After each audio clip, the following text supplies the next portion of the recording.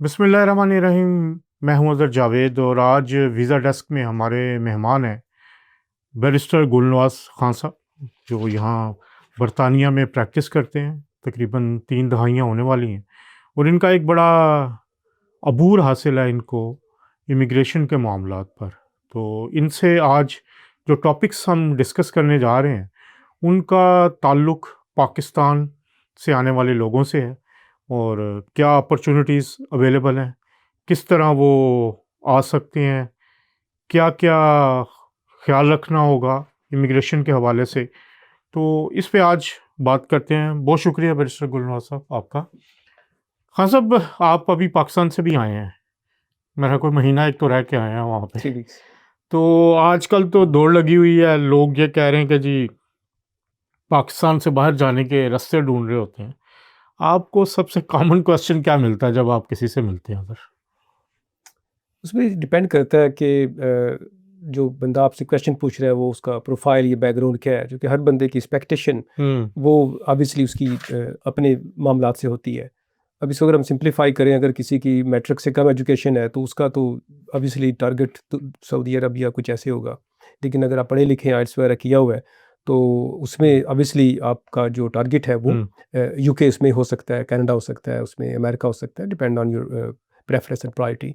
तो UK always priority preference इसलिए रहा है कि यूके से पाकिस्तान आना जाना जब डायरेक्ट फ़्लाइट हो तो बड़ा ईज़ी है, यानी आप रात बैठे सुबह पहुँच जाएँ। फिर दूसरा है कि आपकी यहाँ पे थर्ड जनरेशन इस टाइम चल रही है, डायस्पोरा बहुत ज़्यादा यहाँ पे एक्टिव है। जो पाकिस्तानी डायस्पोरा है बहुत एक्टिव है। आप जितने भी बड़े जो भी वेन्यूज़ हैं उसमें हाउस ऑफ लॉर्ड है, हाउस ऑफ कॉमन है, उसमें पुलिस है, उसके अंदर लॉयर्स है, उसमें जिस भी आप मतलब फॉर तो आपको अपनी कम्युनिटी के लोग ईज़िली मिल जाते हैं। तो आपको बहुत ज़्यादा फ़ील नहीं होता कि आप किसी ऐसी जगह के ऊपर हैं कि जहाँ पे आपको लैंग्वेज बैरियर हो या किसी लिहाज से भी, तो हर भी फ़ील्ड में आपको अपने लोग मिलते हैं। ये बहुत बड़ा कम्फ़र्ट ज़ोन होता है जब आप किसी नई जगह पे रिलोकेट होते हैं। तो इसलिए यूके ऑलवेज़ चूँकि कॉलोनी भी पाकिस्तान रहा है यूके की, तो ये एक दहाइयों से एक सिलसिला चल रहा है और थर्ड जनरेशन हम कह लें या फोर्थ जनरेशन कह लें इस टाइम, वो यूके के अंदर है। मोर देन 2 मिलियंस पाकिस्तानी यहाँ पे हैं और बड़ा वाइब्रेंट और एक्टिव रोल प्ले कर रहे हैं यूके इकोनॉमी के अंदर, यूके पॉलिटिक्स के अंदर, यूके हर मैदान के अंदर।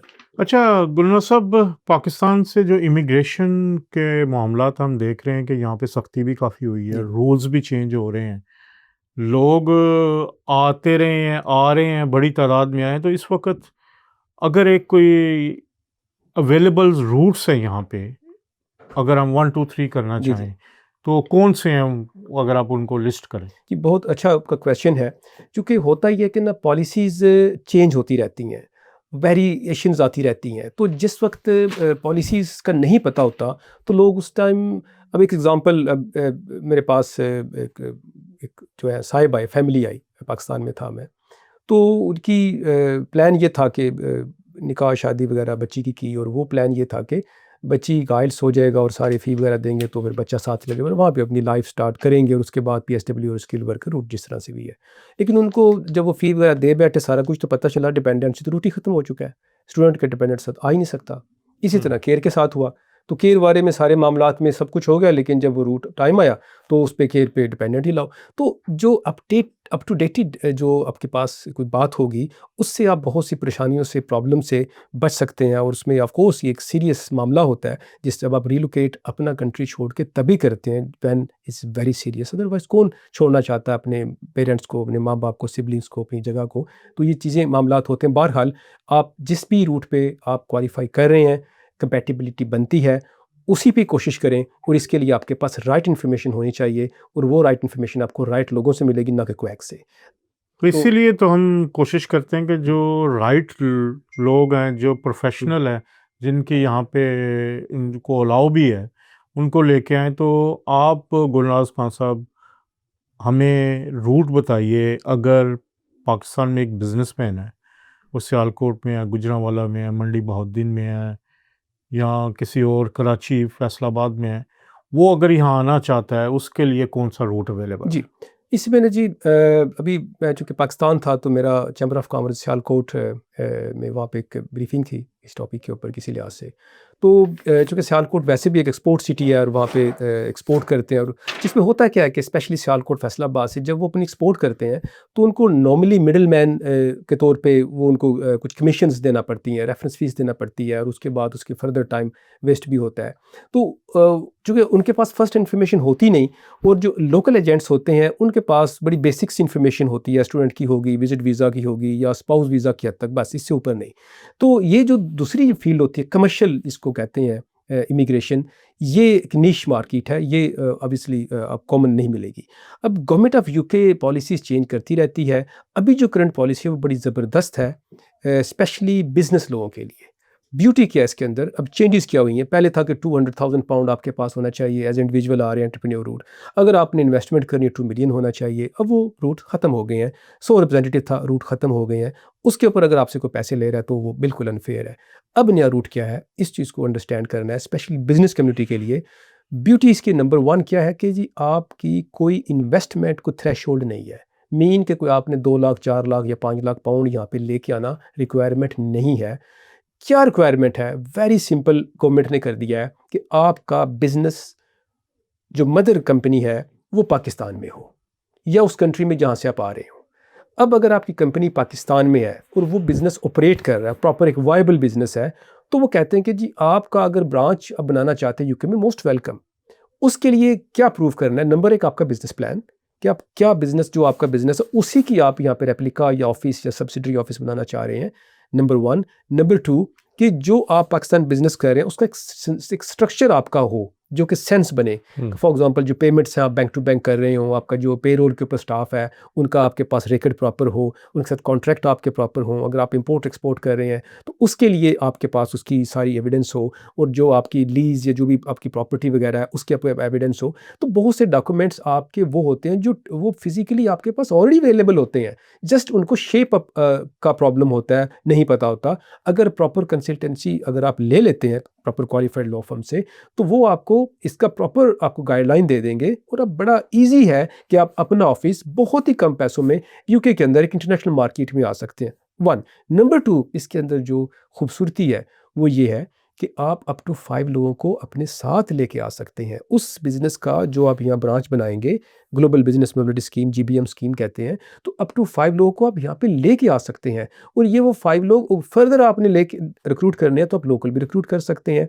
अब वो 5 लोग कौन होंगे, उनकी रिक्वायरमेंट्स क्या होंगी, ये एक अलग से एक सारा सिनारियो है। जब हम टेलर मेड एक एडवाइस देते हैं, वो बिज़नेस टू बिज़नेस वेरी करता है। फॉर एग्जांपल आप एक्सपोर्टर हैं, आपका हौजरी में है, या आपका वहाँ पे स्पोर्ट्स है, या आपका textile, whatever the business you have, या आप रियल एस्टेट बिज़नेस है, या कोई भी बिज़नेस जो स्केलेबिलिटी जिसके अंदर पॉसिबिलिटी है, और उसकी ब्रांच ऑफिस या सब्सिडरी ऑफिस यहाँ आप बनाना, उसके लिए बाय ऑफिस नहीं करना, रेंट आउट कर सकते हैं आप, या आप उसकी सर्विस ऑफिस ले सकती हैं, उसकी भी कोई पाबंदी नहीं है। जो बिज़नेस प्लान आपने देना है उसी को आपकी एक्सपेक्टेशन वही होगी, उसी बेस के ऊपर यहाँ पे गवर्नमेंट ऑफ यूके जो कंपनी हाउस है वहाँ पे अलग से रजिस्ट्रेशन होती है, अलग से लाइसेंस मिलता है ओवरसीज़ बिजनेस का। उस लाइसेंस जो मिलता है वो मिलता है मदर कंपनी जो पाकिस्तान बेस है। अब वो जब लाइसेंस हो तो ऐसे जैसे यूके वाला जो बिज़नेस यहाँ पे स्पॉन्सर लाइसेंस है, इससे आप एग्जाम्पल के तौर पर कह रहा हूँ, तो वो लाइसेंस मिलने के बाद अप टू 5 लोगों को यहाँ पे लेके आ सकते हैं। अब वो जो 5 लोग होंगे उनके लिए बेसिक जो शराइत है उनमें से एक ये है वो सीनियर लेवल हो।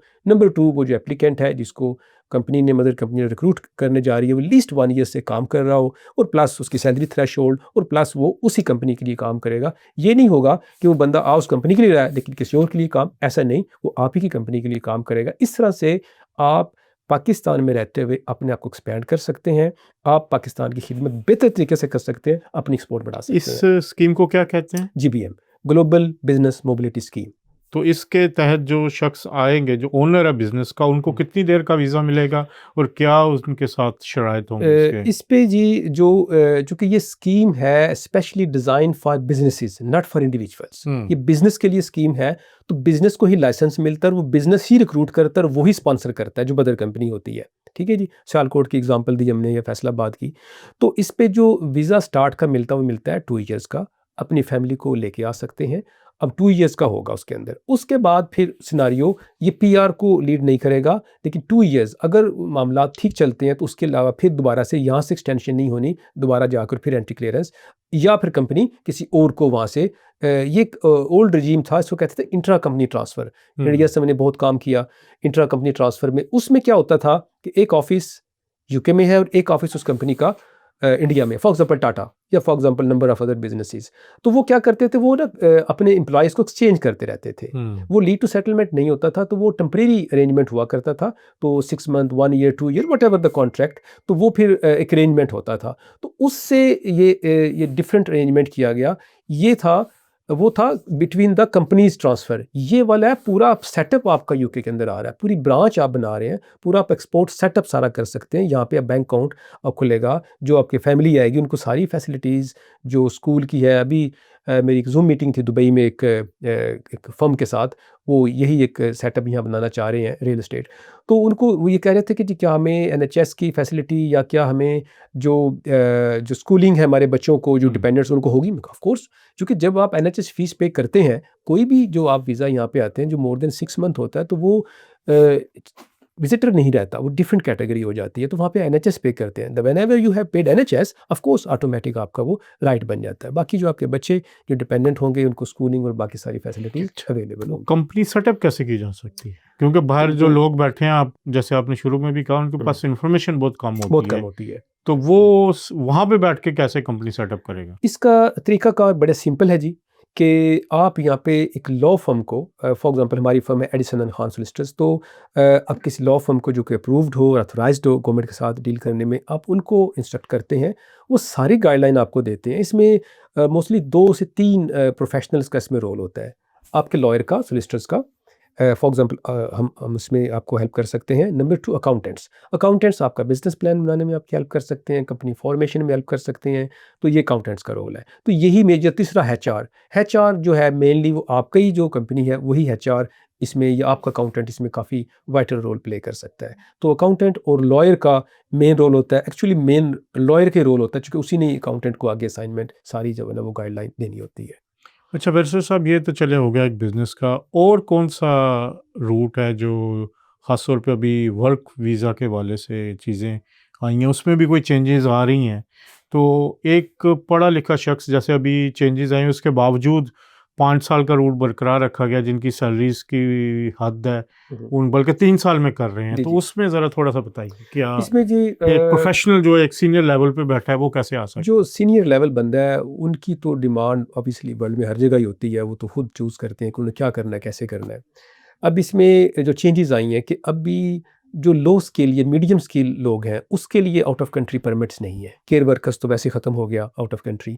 तो जो बाकी जो हैं, जैसे फॉर एग्जांपल बेसिक स्किल्स थी कि जूनियर लेवल जॉब्स वगैरह, वो अब नहीं है। तो अब कोई भी जो परमिट होना है वो होना आरक्यूएफ लेवल 6 और अबव। आरक्यूएफ लेवल 6 और अबव क्या होता है कि ऐसी स्किल्स जिसके लिए ग्रेजुएशन या मास्टर लेवल की डिग्री, ठीक है जी, रेगुलेटरी फ्रेमवर्क जो होता है क्वालिफाइड, तो उसका लेवल 6 मीन कि आपके पास जो जिस जॉब के लिए आप आना चाह रहे हैं उसमें ख़ास एक्सपर्टीज़ रिक्वायर्ड हो, मैनेजरियल लेवल हो, तो वो एक होना चाहिए नंबर 1।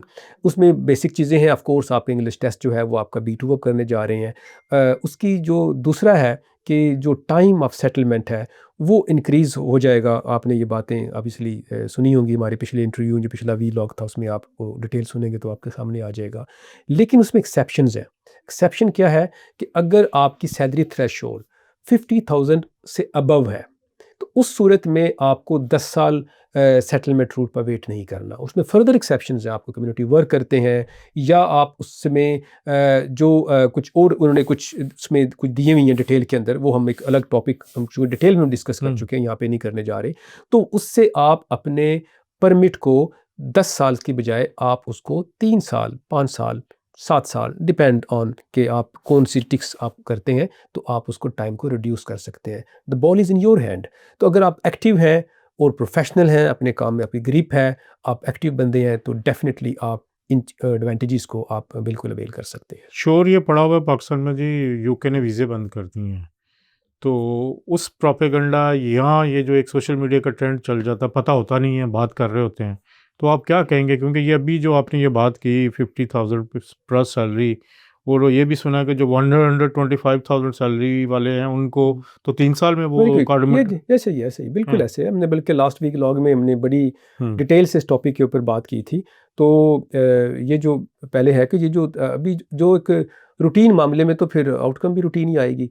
तो अगर आप एक्सेप्शनल हैं और आप समझते हैं, कॉन्फिडेंस है, तो आप अपनी सेटलमेंट को 10 साल से 3 साल के ऊपर लेके आ सकते हैं। डिपेंड करता है कि आपकी सैलरी थ्रेशोल्ड क्या है और आप जिस एम्प्लॉयर के साथ हैं किस तरह से आप काम कर रहे हैं।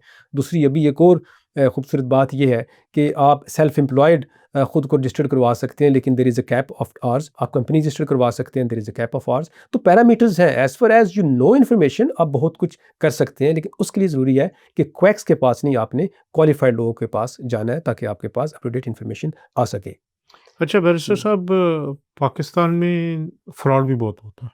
आप गए हैं, होके आए हैं, लोग पैसे ले लेते हैं और फिर उसके बाद वो मिलते भी नहीं हैं। तो जो फ्रॉड आपने भी देखा है, तो वो जो लोग फ्रॉड का शिकार होते हैं, वो क्या समझते हैं कि उनके पास, जैसे अभी हम ये इन्फॉर्मेशन दे रहे हैं, जो यूके या किसी और कंट्री में जाने के लिए चेक्स क्या होने चाहिए? आप कैसे उसको आप समझ सकते हैं कि नहीं यार, ये मेरे साथ फ्रॉड नहीं हो रहा, मैं ठीक जा रहा हूँ, या ये मेरे साथ फ्रॉड हो रहा है? क्या आप लोगों को एडवाइस करेंगे इस पे? इसमें जी कुछ बेसिक से पैरामीटर्स हैं। हम इसको अगर देसी एग्जांपल दें, अगर आपने हनी लेना है प्योर, या आपने ऑर्गेनिक घी लेना है या दूध लेना है, तो वो तो मार्केट में तो अवेलेबल है। अब आपने प्योर लेना है तो उसके लिए आपकी कुछ अपनी अंडरस्टैंडिंग आपकी, अगर आप थोड़े से वर्क करें तो आप बड़ी जल्दी पहचान लेंगे कि ये हनी प्योर है कि नहीं है, ये मिल्क प्योर है कि नहीं है। ये तो ये एग्जैक्टली ऐसे ही है कि आपकी खुद अगर इन्फॉर्मेशन नहीं है, लेकिन आपके सराउंडिंग में लोग जो पढ़े लिखे उनके साथ आप थोड़ा शेयर करके, होता क्या है कि जब आप क्वैक्स के पास जाते हैं या आप नॉन क्वालिफाइड लोगों के पास जाते हैं, उनका टारगेट क्या होता है कि आपको सेटिस्फाई करना, या जो फ़ी या पैसा उनके पास जाना, बड़े उनका ख्वाब दिखाना। उनका वो होता है। उन्होंने सिर्फ़ हुँ, आपको वो बात बतानी जो आपको अच्छी लग रही है हुँ। या जिससे आपको खुशी हो रही है। उन्होंने जो तस्वीर का एक ही रुख दिखाना है, और एक रुख जब दिखता है, और ये तो बड़ी बेसिक चीज़ है कि तस्वीर का एक रुख तो होता ही नहीं है, अदरवे रुख भी होता है। लेकिन जो क्वैक्स होगा या जो नॉन क्वालिफाइड लोग होंगे, उनका एजेंट लोग, तो उनका जो टारगेट है वो बिल्कुल डिफरेंट है। फिर दूसरा है कि उनके ऊपर कोई चेक एंड बैलेंस नहीं होता। फ़ोन बंद कर दिया, आप कुछ बिगाड़ नहीं सकते किसी लिहाज से। लेकिन जब आप क्वालिफाइड लोगों के पास जाते हैं, अब वहाँ पे डर क्या होता है? नंबर 1, आप खुद कोशिश नहीं करते।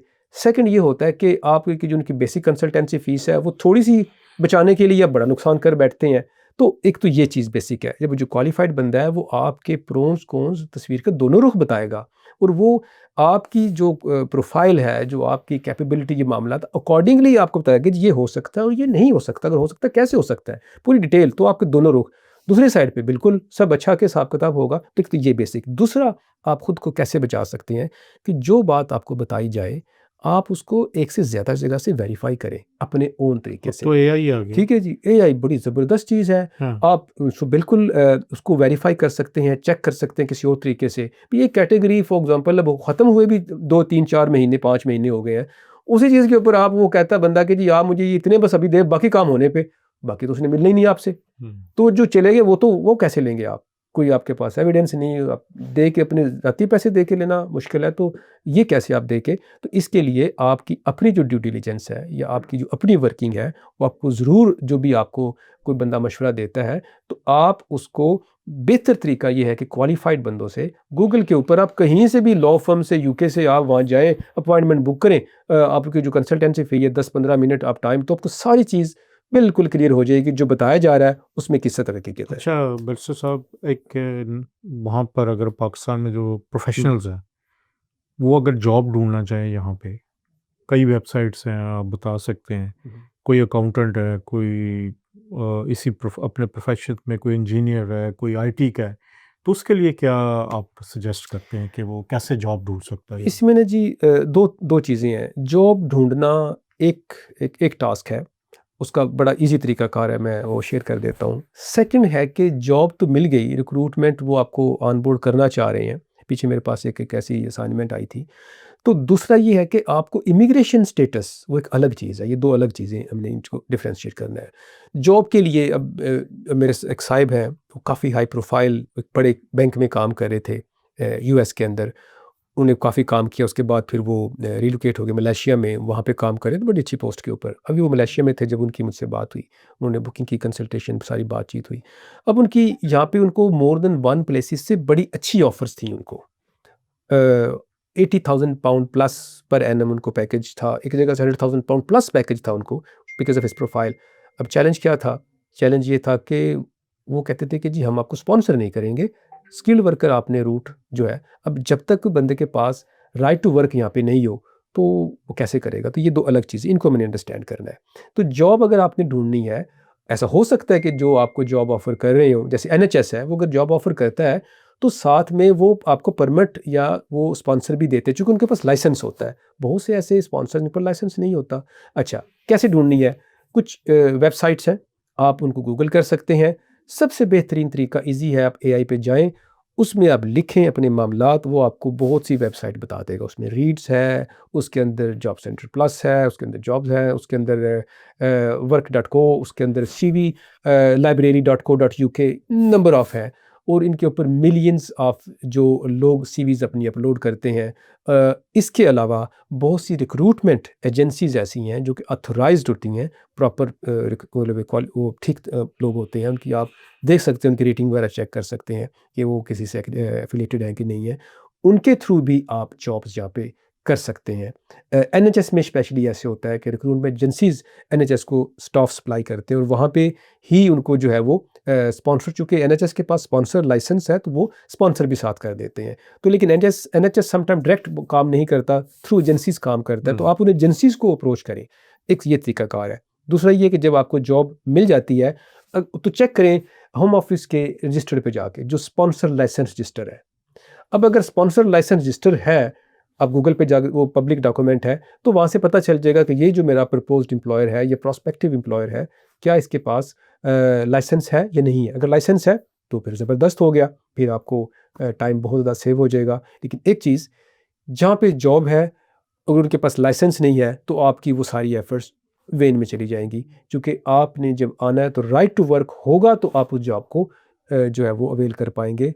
जस्ट जॉब ऑफ़र होना सफिशिएंट आपके लिए नहीं होगा। हाँ, आप दूसरी जॉब करना चाहें, मेन जॉब आपकी वही होगी जिस पे आपको परमिट मिला, अगर मिल जाता है। दूसरी जॉब अप टू 20 आवर्स आप कर सकते हैं, सिमिलर जॉब या आरकेएफ लेवल 6 और अबव। बहुत शुक्रिया बैरिस्टर थैंक यू। साहब आपका, थैंक यू। नाज़रीन, बड़ी तफसील के साथ उन्होंने बताया कि बरतानिया में इमिग्रेशन के हवाले से आप किस तरह आ सकते हैं, अपनी जॉब कैसे ढूंढ सकते हैं, कैसे सिक्योर कर सकते हैं और कैसे एजेंट माफिया से बच सकते हैं। आजकल हर चीज़ अवेलेबल है, चैट जीपीटी है, एआई है, वहाँ से जाके आप हर चीज़ इंफॉर्मेशन ले सकते हैं। अगर कोई आपको कहता है कि जी मैं वीज़ा करवा दूंगा, इस शोबे में करवा दूंगा, जाके अपनी सर्च करें। इन एजेंटों के हाथों से ज़रूर बचें। हाँ, जो प्रोफेशनल्स हैं अपने अपने इन मामलात में इमिग्रेशन के हवाले से, उनसे आप ज़रूर मशवरा करें ताकि आप किसी भी फ्रॉड या धोखे से बच सकें। आज तक के लिए इतना, इंशाल्लाह अगले प्रोग्राम में दोबारा मुलाकात होगी, तब तक के लिए अल्लाह हाफ़िज़।